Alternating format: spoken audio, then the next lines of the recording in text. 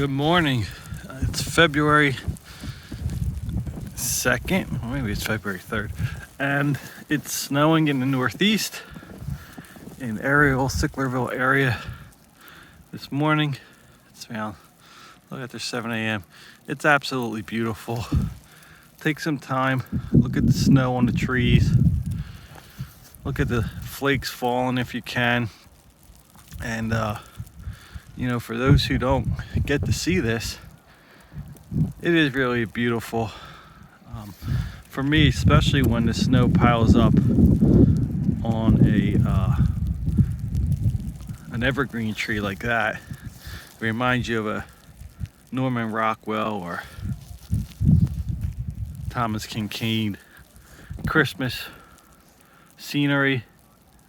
But certainly it is just beautiful to see all this, so enjoy it.